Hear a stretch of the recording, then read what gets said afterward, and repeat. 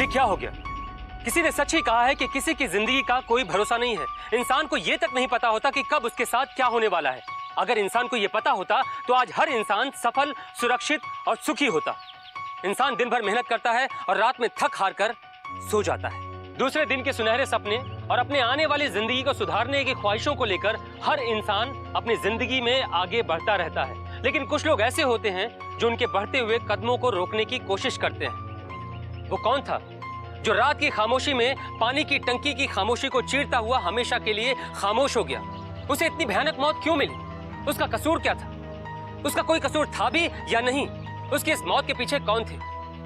नमस्कार दोस्तों, मैं कुणाल सिंह राजपूत एक बार फिर से आप सभी का स्वागत करता हूं आपके ही अपने पसंदीदा शो प्यार में सावधान के इस नए एपिसोड में।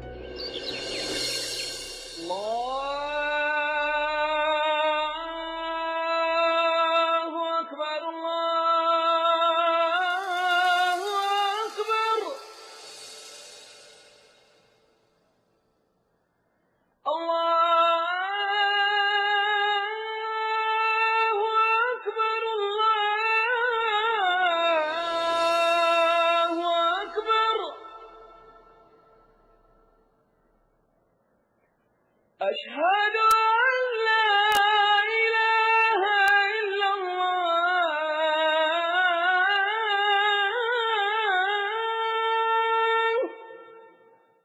सलाम वालेकुम अम्मी जी। वालेकुम सलाम।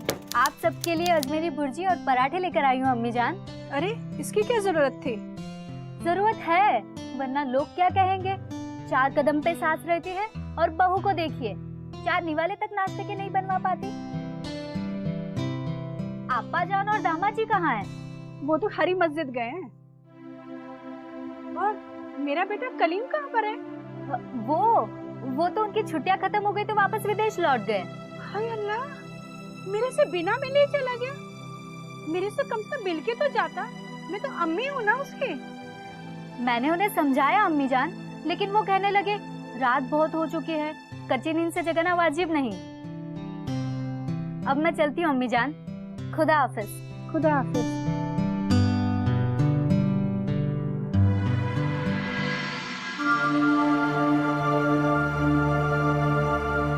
आरिफ, क्या हुआ भाई? जल्दी आओ यार, ये देखो बदबू आ रही है यार। हाँ यार, क्या भयानक बदबू। मुझे तो लगता है इसी टंकी सारी भाई।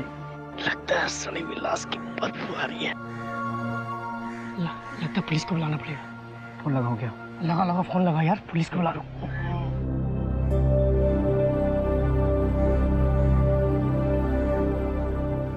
Hello, police station. सर ये देखिए कितना बदबू आ रही है सर, इसलिए हम लोगों ने फोन किया था। सर, ये तो किसी इंसानी डेड बॉडी की बदबू लगती है। ढक्कन उठाओ इसका। अरे मदद करो इसकी।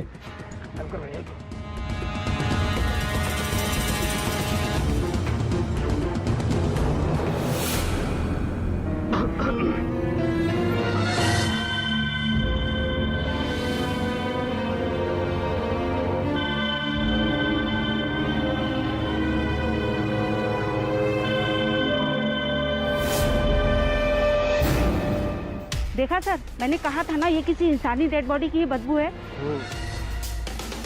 तुम में से कोई जानता है इसे? हाँ सर, ये तो कलीम है। 2-4 दिन पहले ही विदेश से लौटा है सर। 3-4 दिन में वापस जाने को कहकर, अब पता नहीं यहाँ कैसी है इसकी लाश। कोई है इसके घर में? हाँ सर, इसकी बीवी को मैं जानता। बुलाओ। ठीक है, मैं बुलाता हूँ।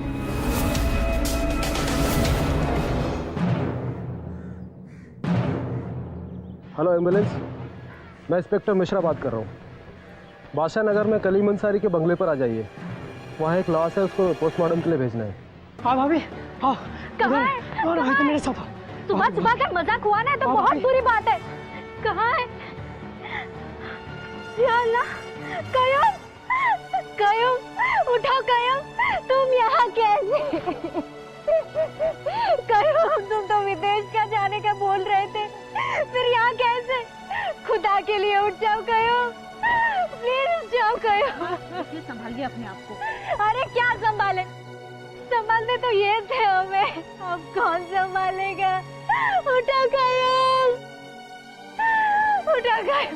चुप हो जाइए, संभालिए अपने आप लेके जाओ इन्हें। को। हाँ उठिए, चलिए अब हमारे साथ चलिए, उठिए चलिए।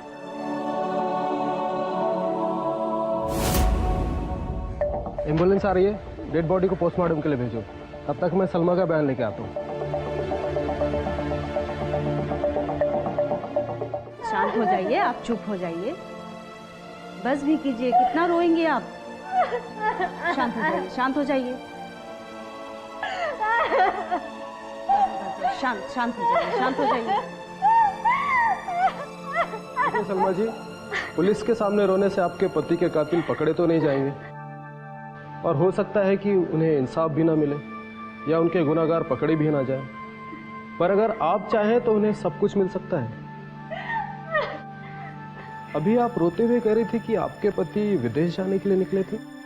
हाँ, 1 हफ्ते पहले वो विदेश से लौटे थे। 4 दिन पहले ही फोन आया था तो वो उसी दिन निकल गए। मगर ये क्या हो गया? किसने किया? हमारा परिवार का सिर्फ एक ही सहारा था। आप फिक्र मत कीजिए, जिसने आपको बेसहारा किया है पुलिस उसे छोड़ेगी नहीं। क्या आपको किसी पे शक है? कैसा शक? कोई ऐसा व्यक्ति जिसकी आपके पति से दुश्मनी हो, जो इस दर्दनाक घटना को अंजाम दे सकता है? वो तो विदेश में रहते थे, यहाँ उनका कोई दोस्त नहीं था, तो दुश्मन कैसे हो सकता है? जो भी दोस्त दुश्मन थे उनके अपने थे, जैसे ये शरीफ मियाँ। शरीफ मियाँ? ये कौन है? वो मेरे नंदोई हैं। मेरे पति विदेश रहते थे तो उनसे जरा हंसी मजाक कर लेती थी, लेकिन उन्होंने इस बात को गलत समझ लिया। एक दिन उन्होंने मेरे साथ जबरदस्ती करने की कोशिश की। हाँ क्यों मेरे जानू, आप जल्दी आइए ना।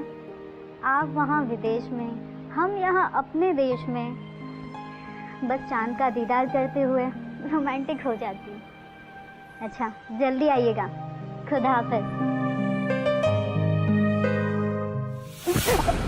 अरे दामाद जी आप यहाँ? अरे चांद को देखकर रोमांटिक क्यों रही भाभी जान? रोमांटिक होना है तो हम है ना। ये आप क्या कर रहे हैं? आप पागल हो गए हैं? आप हमारे ननन के शौहर हैं, इसलिए हम आपकी इतनी इज्जत करते हैं। तभी तो आपकी इज्जत लेना है। दूर रहिए आप, दूर रहिए, वरना अभी सब कुछ हलीमा आपा को जाके बता देंगे। जा जा बता जाके हलीमा आपा को। हलीमा आपा को बता या अपने पति को बता। जा, ना तेरी हलीमा आपा से डरता हूँ ना तेरे पति से। जा जा बता जाके जा। मैंने अपने शौहर को सारी बातें बता दी। वो मुझे बहुत प्यार करते थे। जरूर इन्होंने शरीफ मियाँ को कुछ बुरा भला कहा होगा, और शरीफ मियाँ ने शरीफ मियाँ? मेरे बच्चे के साथ ये क्या हो गया?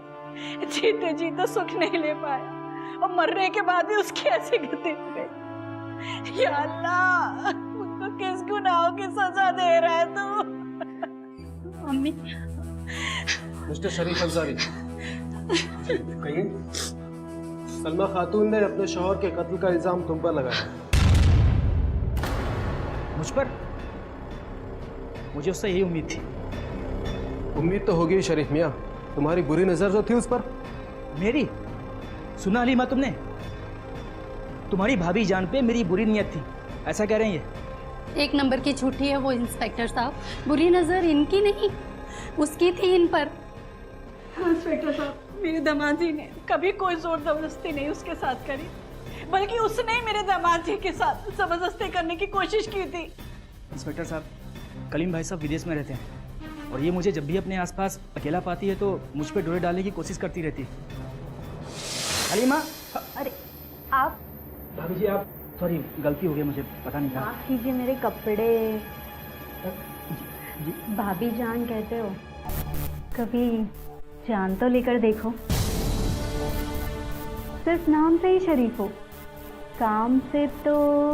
भाभी जान, आपका दिमाग खराब है क्या? बेचारे भाई साहब वहाँ विदेश गए हैं कमाने के लिए कि आपकी हर जरूरत को पूरी कर सके, आपको हर सुख दे सके, लेकिन आप है कि यहाँ पे बस जाइए। जाइए यहाँ से।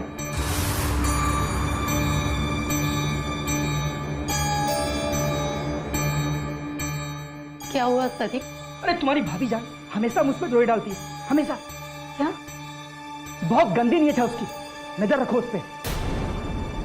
मेरी जगह कोई और होता ना तो ठीक।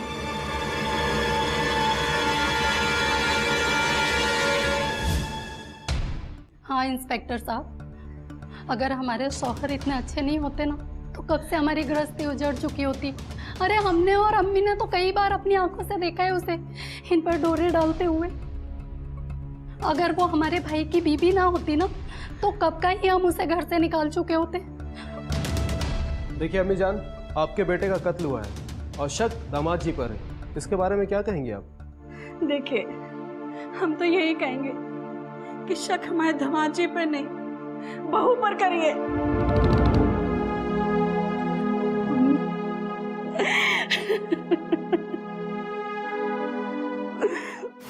मुझे पता था इंस्पेक्टर साहब यही बात होगी। क्या ये बात सच है कि आप और बस इंस्पेक्टर साहब बस। एक बहू का काम होता है अपने ससुराल की इज्जत बनाए रखना, उसे जिल्लत से बचाना। लेकिन कब तक? जब तक उसकी अपनी इज्जत पे आँच ना आए। अगर उसकी अपनी ही इज्जत दांव पे लग जाएगी तो उसे मुंह खोलना ही होगा। मैं कुछ समझा नहीं। अपने परिवार की इज्जत बचाने के लिए मैंने दामाद जी का नाम ले लिया था, लेकिन हकीकत बताना अब मेरी मजबूरी बन गई है। हकीकत ये है कि मेरे शौहर के दोस्त सलीम के साथ मेरे ननद के नाजायज संबंध थे। क्या? और ये सब मैंने अपनी आंखों से देखा है।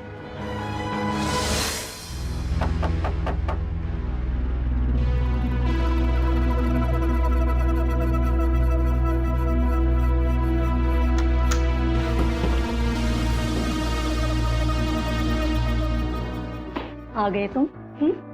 हाँ, ये इंतजार का पल अब कटता नहीं। इंतजार इतना लंबा इसलिए होता है ताकि तुम मुझे प्यार कर सको, समझे बुद्धू?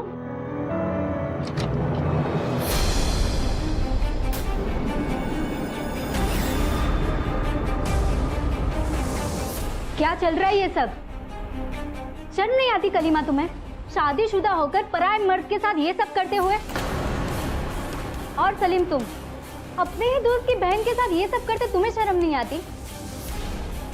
अरे सलीम तुम पे कितना भरोसा करता है और उसी भरोसे का तुम खून कर रहे हो।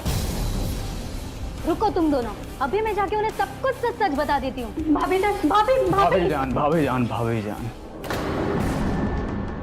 जान, मैं भरोसे का ही नहीं, मैं तो उसका भी कत्ल कर दूंगा।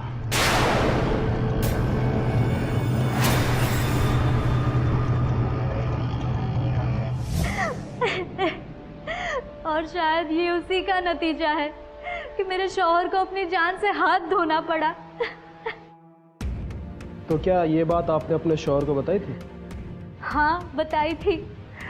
अब ये बात बताने के बाद ही फनीमा ने मेरे शौहर के सामने मुझे बदनाम करने के लिए ये बात फैला दी कि मैं इनके शौहर पे डोरे डाल रही हूँ। लेकिन सच्चाई कब तक छिप सकती है? मेरे शौहर को 2 ही दिन में सब पता चल गया। शायद ये इसी झड़प का नतीजा है कि उनको अपनी जान से हाथ धोना पड़ा।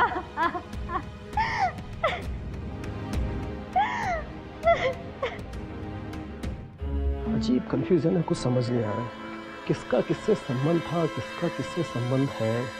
क्या हुआ सर? सरिता, समझ में नहीं आता कौन सच बोल रहा है और कौन झूठ। ननंद कहती है कि भाभी के संबंध थे, भाभी कहती है कि ननंद के संबंध थे, दामाद कहता है कि भाभी जान डोरे डाल रही थी। पर सच कौन बोल रहा है ये कुछ नहीं कह सकते। और जो सच बोल सकता था वो इस दुनिया में है नहीं, और जो इस दुनिया में है वो सच बोल नहीं रहे, वो एक दूसरे पे इल्ज़ाम लगा रहे हैं। सर आपको क्या लगता है इन सब में से कौन सच बोल रहा है? सरिता, अभी कुछ कहा नहीं जा सकता, अब तो पोस्टमार्टम की रिपोर्ट आने के बाद ही पता चलेगा। और वैसे भी सबके बयान तो हम ले चुके हैं, एक सलीम ही बाकी है। जब तक पोस्टमार्टम की रिपोर्ट आए उससे पहले एक बार सलीम से मुलाकात कर ली जाए। जी सर। चलो।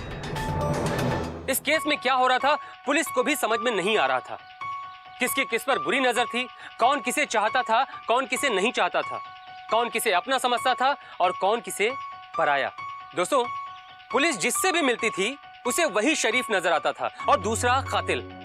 लेकिन ये तब तक ही होता था जब तक पुलिस किसी दूसरे से नहीं मिल लेती थी। दूसरे से मिलने के बाद वही ढाक के 3 पात। पुलिस को वो शरीफ लगने लगता और अब तक पुलिस जिससे मिलकर आई वो उसे गुनहगार लगने लगता। पुलिस पूरी तरीके से कंफ्यूज हो चुकी थी। उसे ये समझ में नहीं आ रहा था कि गुनहगार है तो कौन है, वो सजा दे भी तो किसे दे।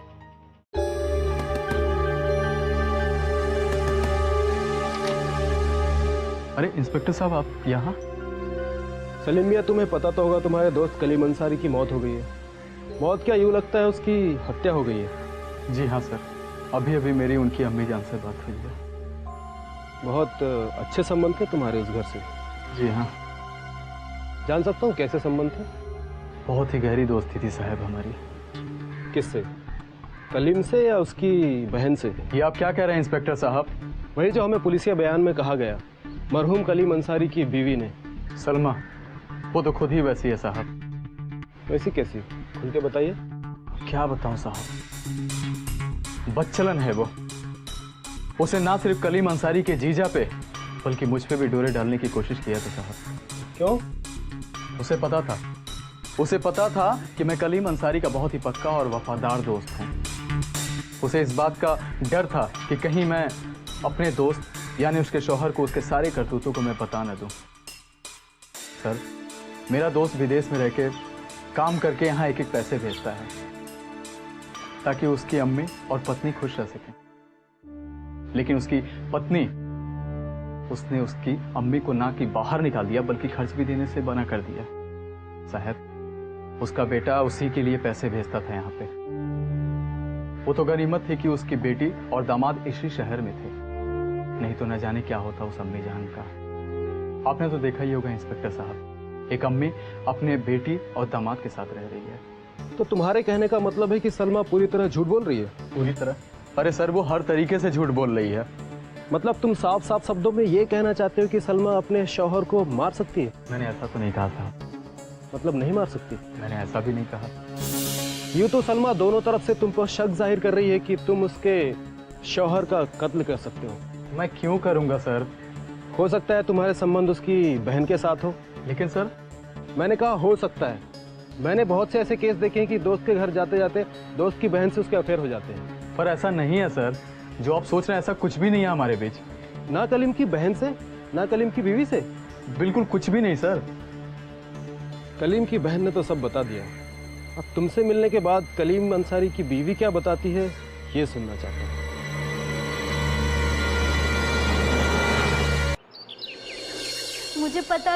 मुझे पता था इंस्पेक्टर साहब यही होगा। यहाँ मेरे तरफ से बोलने वाला कोई नहीं है। अगर मेरे मायके वाले होते तो वो मेरे तरफ से बोलते।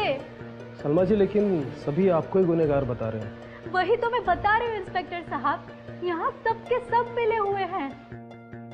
मैं ठहरी अकेली जान, ना यहाँ मेरे मायके तरफ से कोई है ना मेरे ससुराल के तरफ से। कोई मुझे चैन से जीने नहीं देता।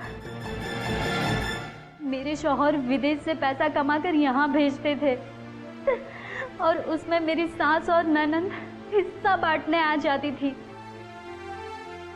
सास का तो हक बनता है, लेकिन ननंद वो भी पैसे मांगने आ जाती थी।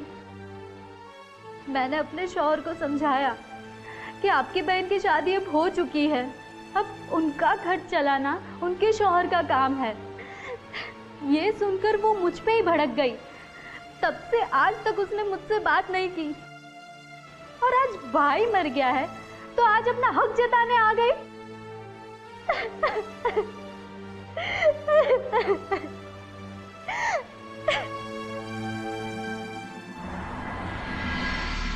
तुम्हें क्या लगता है सरिता, सलमा सच बोल रही है?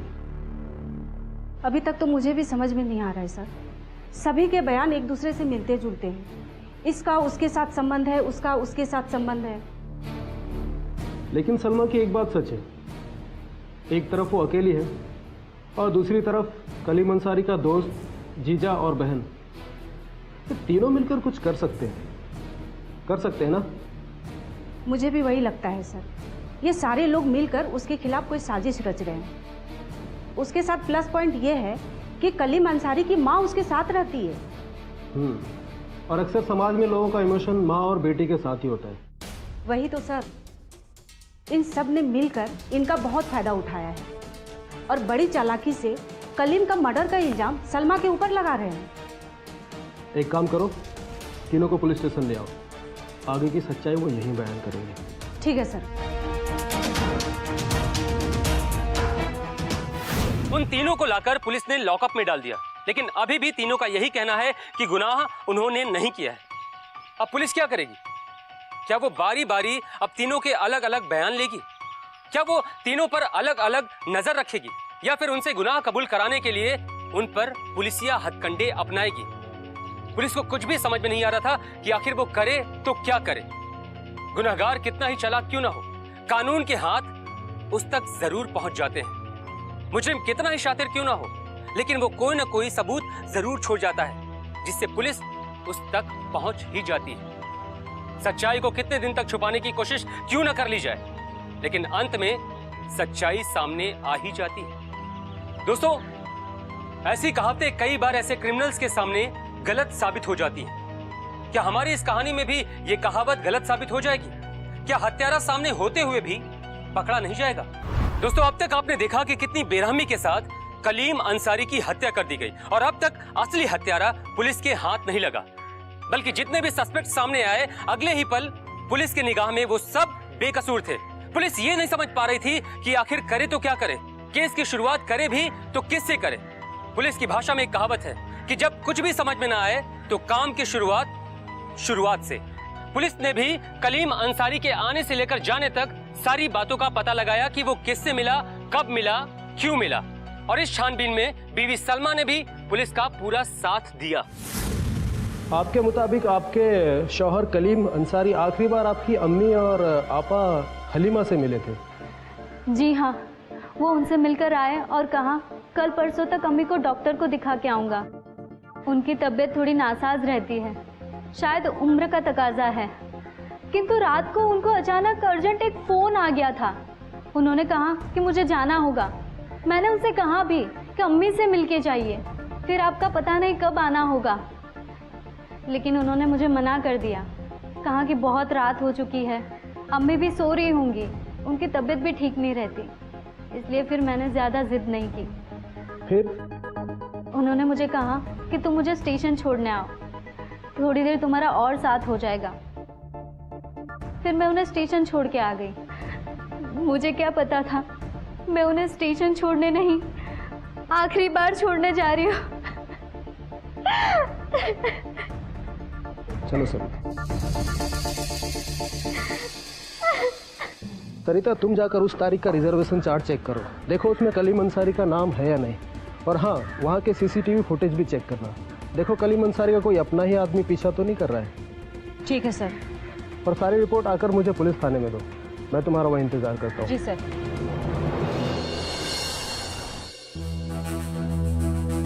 सर, आपके कहने के मुताबिक मैंने रिजर्वेशन चार्ट चेक किया, कलीम अंसारी का नाम कहीं भी नहीं है। यहाँ तक कि आरएसी और वेटिंग लिस्ट में भी उसका नाम दूर दूर तक नहीं है। ओह, मतलब कलीम अंसारी झूठ नहीं बोला, उसे सचमुच उस दिन अर्जेंट कॉल आई थी। क्योंकि अगर झूठ बोलकर जाना होता तो पहले ही चुपचाप रिजर्वेशन करके चला जाता। इसका मतलब सलमा सच बोल रही है। इसमें गौर करने वाली एक और बात है सर। वो क्या? सर, मैंने रेलवे स्टेशन के सीसीटीवी फुटेज के सारे डिटेल्स चेक किए, उसमें कहीं भी कलीम अंसारी दिखाई नहीं दिया। क्या? जी हाँ सर, और ना ही कहीं उसकी बीवी सलमा दिखाई दी। ऐसा कैसे हो सकता है? सलमा ने खुद तुम्हारे सामने कहा था कि वो अपने पति को स्टेशन तक छोड़ने गई थी। वही तो सर। तो अगर वो अपने शौहर को स्टेशन छोड़ने गई थी तो वो सीसीटीवी फुटेज में दिखाई क्यों नहीं दी? और अगर वो दिखाई नहीं दी तो कम से कम उसके शौहर कलीम अंसारी तो दिखाई देने चाहिए। कहीं ऐसा तो नहीं है सर कि सलमा हमसे बड़ी सफाई से झूठ बोल रही है? मैं आपसे झूठ क्यों बोलूंगी इंस्पेक्टर साहब? मैंने आपको बताया तो सही, मैं उन्हें स्टेशन तक छोड़ने गई थी। स्टेशन तक हमें क्लियर नहीं हुआ। सलमा, आप हमें क्लियर बताइए। मैं उन्हें स्टेशन तक छोड़ने गई थी, प्लेटफॉर्म तक भी जाना चाहती थी, लेकिन उन्होंने फिर मुझे मना कर दिया।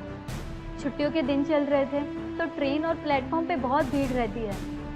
उन्होंने मुझे कहा तुम खामखा परेशान होगी, मैं खुद चला जाऊंगा। इसलिए फिर मैं वहीं से लौट आई। आप उन्हें छोड़ने के बाद कब तक रुकी?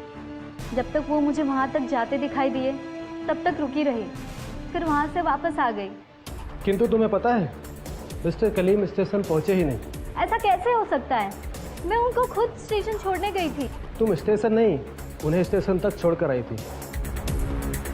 तुम्ही ने कहा कि तुम उन्हें तब तक देख रही थी जब वो स्टेशन की तरफ मुड़ने गया। मुड़ने के बाद वो कहाँ गया? कहीं और? कहीं और कहाँ इंस्पेक्टर साहब? कहीं ऐसा तो नहीं कि स्टेशन तक पहुंचने से पहले किसी ने उनका किडनैप कर लिया? और किसने?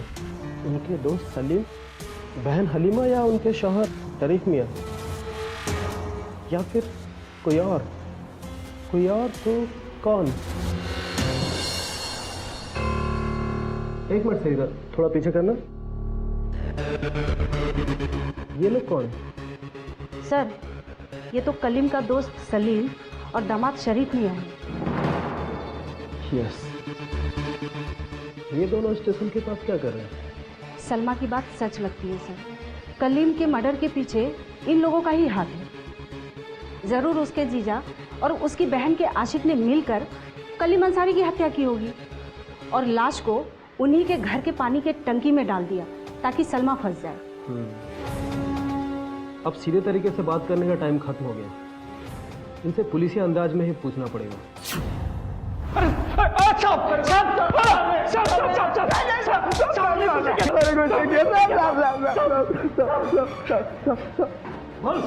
साहब, हमने कितनी बार कहा आपसे कि कलीम की हत्या हम दोनों ने नहीं की साहब। तो तुम दोनों का हाथ होगा इसमें? हम दोनों का हाथ नहीं है सर, यही तो हम बताना चाहते हैं आपको। तो तुमने हमसे ये बात क्यों छुपाई कि जिस रात कलीम अंसारी की हत्या हुई थी उस रात तुम उसके पीछे स्टेशन तक गए थे? ये आपसे किसने कहा? किसने कहा ये बताना जरूरी नहीं है। तुम्हारा ये बताना जरूरी है कि तुमने ये बात हमसे छुपाई क्यों? सर ये बात हमने इसलिए आपको नहीं बताई क्योंकि हमें ज़रूरत नहीं लगा कि हम आपको बताएं, और आपने ऐसा कुछ हमसे पूछा भी नहीं कि हम आपको जो है बताएं, हमें याद आए। साहब, स्टेशन तक रोज आना जाना हमारे लिए एक नॉर्मल सी बात है। नॉर्मल सी बात है? जी हाँ साहब, रोज़ रात को खाना खाने के बाद हम टहलने चले आते हैं स्टेशन, और ये हमारी बचपन की आदत है। जब हम पढ़ा करते थे तो हमें नींद आती थी, तो इसी बहाने हम स्टेशन चले आते थे घूमने के लिए। ये आज बड़े होने के बाद भी हमारी वही आदत कायम है। और उसी समय क्यों जब कलीम अंसारी के ट्रेन का टाइम हुआ था? वो तो हमारे भाईजान ने हमें कॉल करके बुलाया था सर। कलीम ने फ़ोन करके बुलाया था? जी हाँ जी साहब, उन्होंने फ़ोन किया और बोला कि तुम लोग टहलते हुए यहाँ आ जाओ, मैं भी वहाँ घूमने आया हूँ, तो हम लोग चले गए। हमें लगा भाईजान का कुछ झगड़ा या लफड़ा हो गया होगा, इसलिए हम चले गए थे। और जब हम वहाँ पहुँचे तो देखा वो हमें कहीं दिखा ही नहीं। फिर हमें लगा कि शायद वो घर चला गया होगा, तो हम लोग फिर चले गए।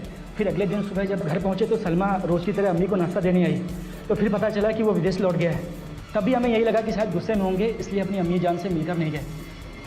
तुम्हारी इस बात में कितनी सच्चाई है? ऑफिसर साहब, तुम दोनों जानते हो ना, सच्चाई पता करते हुए मुझे ज़्यादा टाइम नहीं लगता। अगर इसमें से एक बात भी झूठ निकली, तुम दोनों यहाँ से सलामत वापस नहीं जाओगे। हम दोनों सच कह रहे हैं साहब, बोल रहे हैं साहब। हमने कुछ नहीं किया साहब। सरिता, इन दोनों की और कलीम अंसारी की कॉल डिटेल निकालो और पता करो कि कलीम अंसारी ने सचमुच इन्हें उस दिन कॉल किया था या नहीं। सर, कलीम भाई ने अपने नंबर से नहीं बल्कि किसी और नंबर से हमें फ़ोन किया था साहब। सर से कॉल किया था सर, नहीं बोल रहा हूँ सर। तो तुमने हमसे ये बात छुपाई क्यों? साहब, अगर हमें पहले पता होता कि बाद में नंबर का लफड़ा होगा तो मुझसे पहले पूछ लेते कि उसने अपने नंबर से कॉल क्यों नहीं किया हमें, इसलिए बस। सच बोल रहे हैं साहब, हम झूठ नहीं बोलते साहब। सरिता, जब तक इन दोनों की कॉल डिटेल नहीं आ जाती तब तक पड़े रहने दो इन दोनों को यहाँ पर। और हाँ, सुन लो तुम दोनों, अगर जो याद करना है याद कर लो, क्योंकि सलमा के बयान के बाद अगर तुमने ये कहा कि हम ये बात भूल गए थे, वो बात भूल गए थे, तो तुम्हारी बात और तुम्हारी ज़िंदगी दोनों ख़त्म। सरिता, मैं सलमा से मिलकर आता हूँ।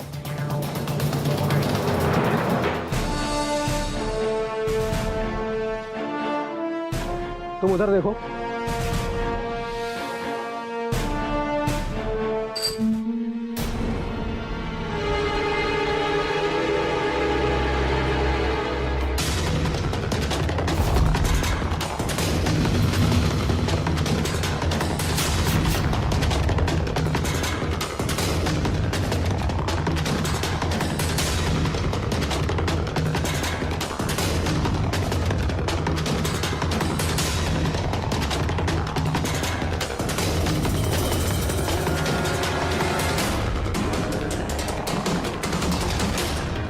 इसका मतलब ये है कि किसी भारी भरकम चीज को यहाँ से नीचे फेंका गया है।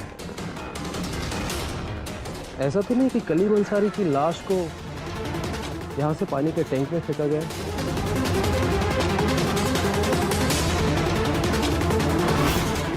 कहीं ऐसा तो नहीं कि कलीम अंसारी के साथ यहाँ कोई हादसा हुआ, उसे मार दिया गया और नीचे फेंक दिया गया और पानी के टैंक में डाल दिया गया?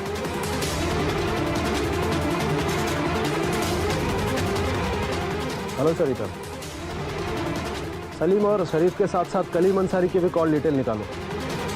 पता करो कि उसे अर्जेंट कॉल कहाँ से आया था और क्यों आया था। दोस्तों, अब तक पुलिस को ऐसा लग रहा था कि कलीम अंसारी की लाश को कहीं बाहर से लाकर पानी की टंकी में फेंका गया है, लेकिन टेरेस पर लगे लैंप के टुकड़े को देखने के बाद पुलिस को यह शक होने लगा कि नहीं, ये लाश बाहर से नहीं बल्कि टेरेस पर से ही पानी की टंकी में फेंका गया है। दोस्तों, इस केस में आया ये नया मोड़। क्या पुलिस को असली कातिल तक ले जाएगा या नहीं, और ले जाएगा तो कैसे? कौन है असली कातिल? आखिर किसने किया है कत्ल? आइए देखते हैं। सर ये लीजिए, सलीम, शरीफ मियाँ और कलीम अंसारी के कॉल डिटेल।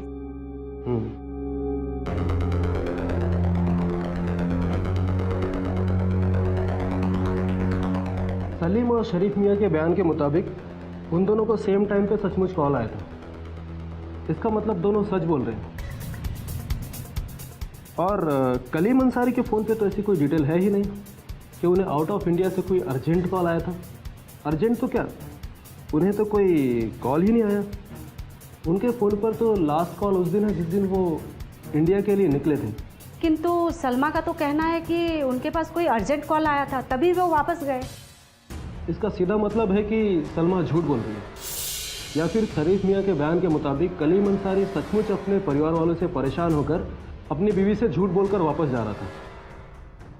मगर सोचने वाली बात यह है कि अगर वो स्टेशन पहुंचकर अपने दोस्त और जीजा को फ़ोन करके बुलाता है तो वो किसी और फ़ोन से क्यों फ़ोन करता है? सर वही तो मैं भी सोच रही हूँ। वहाँ तो उस पर नज़र रखने वाली उसकी बीवी भी साथ में नहीं थी। जिससे फ़ोन किया गया था, क्या वो लोकल फ़ोन है? नहीं सर, वो मोबाइल नंबर है।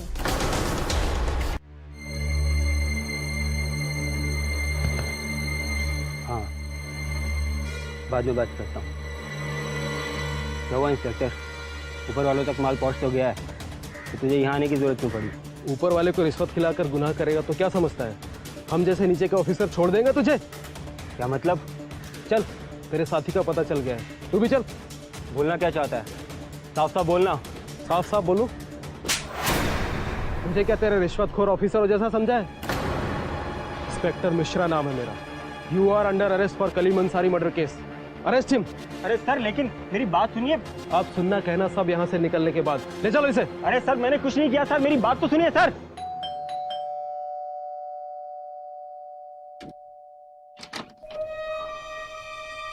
अरे इंस्पेक्टर साहब, आप आइए आइए। आप इस वक्त यहाँ?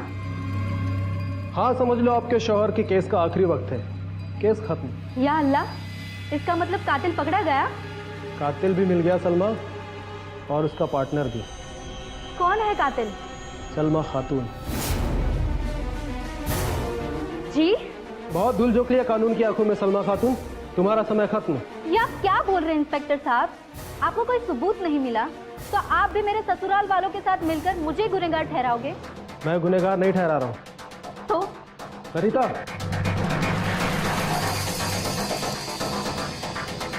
गुनहगार तुम्हें ये ठहरा रहा है। तुम?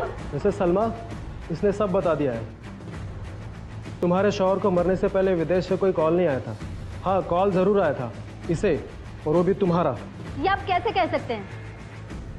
तुम्हारे शौहर के मरने के पहले जिस नंबर पर तुमने कॉल किया था, शौहर के मरने के बाद उसी नंबर से कलीम अंसारी ने सलीम और शरीफ मियाँ को कॉल करके ये कहा कि वो स्टेशन पहुँच गया है, तुम भी यहाँ आ जाओ। जबकि वो कॉल कलीम ने नहीं, इसने किया था। और जिस समय उसने कॉल करके ये कहा कि वो स्टेशन पहुँच गया है, तो फ़ोन की लोकेशन ये बंगलो बता रही है। इसका मतलब ये है कि अगर फ़ोन की लोकेशन ये बंगलो बता रही है तो ज़रूर उन्हें फंसाने के लिए कोई स्टेशन बुला रहा था। और सिवाय तुम्हारे और कौन हो सकता है सलमा खातून? तुम्हारे बैठने की जगह ये नहीं, पुलिस लॉकअप है और उसके बाद जेल। सरिता ले चलो इन्हें। चल चल, ये गलत है। चल, बहुत एक्टिंग कर लिया। चल, ये गलत है। मेरे बेटे को मारा था, मेरे बेटे को मारा, मेरे माँ जी संभालिए अपने आप को। अनिमा जी सलमा खातून, अब बताओगी तुम्हें अपने शौहर को मारने की क्या वजह थी? मेरे शौहर विदेश में रहते थे, मैं यहाँ अकेली थी। ये मेरी सास, मेरी ननद, मेरे नंदोई, ये सब मुझ पे दिन रात बोझ बने रहते थे। हमेशा इनका ख्याल रखना, इनकी सेवा करना, क्या यही मेरी जिंदगी थी? फयाज ने मुझे इस बात का एहसास दिलाया कि तुम्हारी भी अपनी कोई जिंदगी है, जो तुम्हें प्यार करे, तुम्हें चाहे, तुम्हारे साथ रहे। ये सब मुझे फयाज में मिल गया और मैं उससे चाहने लगी। इसे पता इंस्पेक्टर साहब, ये प्यार है या हवस? ये तो इसी को पता है। जब किसी को पता ही नहीं था तो क्यों मारा तुमने कलीम अंसारी को? क्योंकि हम अपना प्यार छुपाने में सबसे कामयाब हो गए थे, लेकिन कलीम से नहीं छुपा पाए। उनके आने की खबर इस बार फयाज को नहीं थी। वो उस दिन शहर से बाहर गया था और शहर से लौटते ही आधी रात को हमेशा की तरह वो मेरे कमरे में आ गया। उस दौरान कमरे में बहुत अंधेरा था।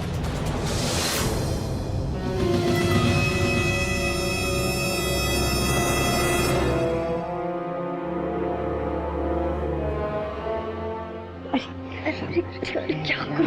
मेरी शौहर आई है। अरे यार छोड़, तुम्हें बिना देखे मेरा ना क्या करूं? कौन है? कौन है? हे, रुक रुक, कौन है? ओ, तो तेरे बारे में जो भी मैंने सुना था वो सब सच था। मैं विदेश में दिन रात एक करके पाई पाई जोड़ के तुझे भेजता हूँ ताकि तू खुश रहे, मेरी मम्मी मेरी बहन खुश रहे, तू उन्हें प्यार करे। मगर तू प्यार नहीं, तू तो अपनी हवस पूरी कर रही है। निकल जाओ मेरे कमरे से। कलीम, खुदा के लिए मेरी बात सुन लो, मैं तुमसे बहुत प्यार करती हूँ। प्यार करती है? प्यार करती हो या अपनी हवस मिटा रही हो? चुपचाप यहाँ से निकल जाओ, नहीं तो मैं सवेरे के लिए भी इंतजार नहीं करूंगा। अभी अम्मी आपा और पुलिस को फोन करके तुम्हें बुला के निकल जाओ। चली जाओ इस कमरे से। कमरे से निकलने के बाद मुझे समझ में ही नहीं आया मैं क्या करूं। ये बात तो पक्की थी कि दूसरे ही दिन कलीम अम्मी आपा को बुलाकर मेरा फैसला कर देते। अगर ऐसा हो जाता तो मैं कहाँ जाती? फिर मैंने बाहर जाकर फयाज को फ़ोन किया। उसने मुझे कहा कि तुम कैसे भी करके कलीम को ऊपर टेरेस पर लेकर आओ। तुम क्यों आई हो यहाँ? मैंने कहा ना, अब हम सिर्फ मिलेंगे तो सिर्फ तलाक के दस्तखत के लिए मिलेंगे। मेरी आखिरी ख्वाहिश है। आखिरी ख्वाहिश? तेरी सारी ख्वाहिशें पूरी करने का वक्त निकल गया है। याद है तुम्हें, तुम जब विदेश में थे तब हम फ़ोन पे बात किया करते थे। तब चांद में तुम्हें देखकर मैं रोमांटिक हो जाया करती थी। बस आखिरी बार मेरे साथ टेरेस पे चलो। आपके साथ मैं चांद को देखना चाहती हूँ। और कभी भी तुमने मुझे सच में चाहा होगा तो मना मत करना।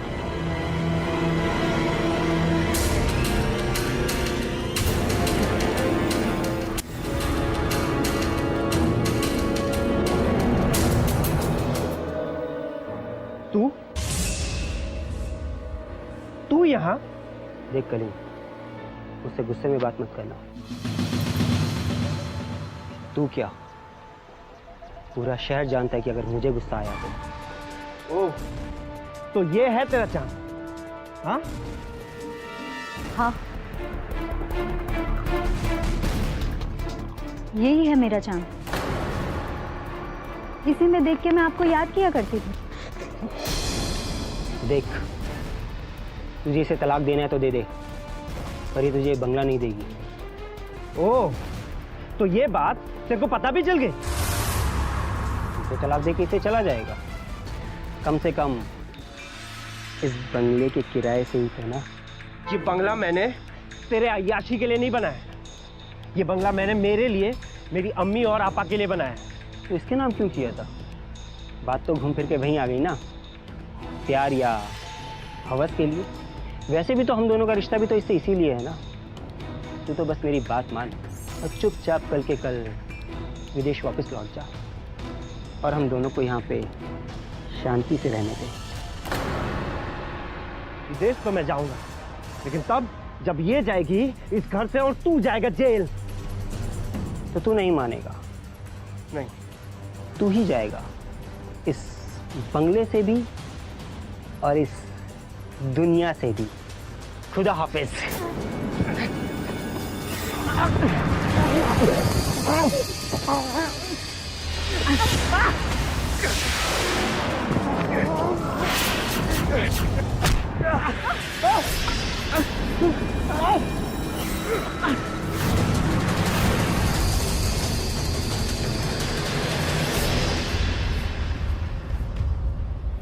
या अल्लाह, ये तो मर गया।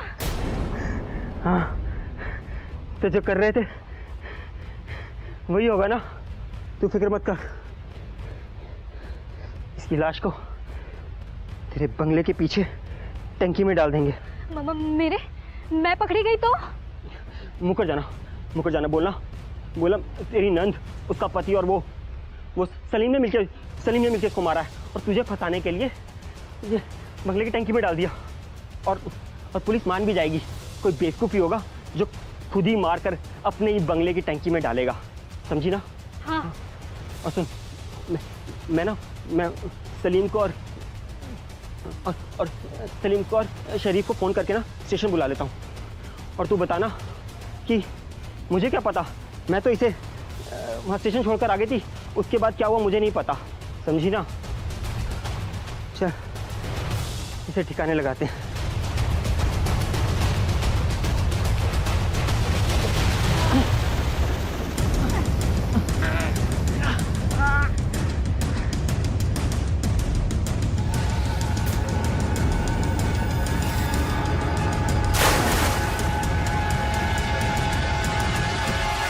दोस्तों, कितना अजीब केस था ये।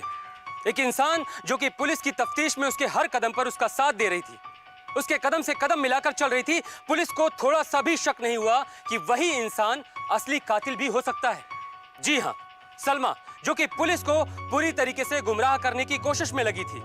किसका संबंध किससे बता रही थी। उसने गलत फोन कॉल्स भी कराए, लेकिन कहते हैं ना कि मुजरिम कितना ही शातिर क्यों ना हो, पुलिस के लंबे हाथों से ज्यादा दिनों तक अपने आप को बचा नहीं सकता। हर इंसान को अपनी जिंदगी में कोई भी फैसला बहुत ही सोच समझ कर लेना चाहिए, क्योंकि जिंदगी बहुत ही कीमती है, जिंदगी बहुत ही छोटी है, जिंदगी बहुत ही खूबसूरत है। और शायद इसीलिए कहते हैं कि प्यार ही जिंदगी है, प्यार ही बंदगी है। इसीलिए जिए प्यार में और रहें प्यार में सावधान। इस कहानी में इतना ही। एक नई कहानी के साथ आपसे फिर से मुलाकात होगी। तब तक के लिए मैं कुणाल सिंह राजपूत आपसे इजाजत लेता हूं। जय हिंद। प्यार में सावधान।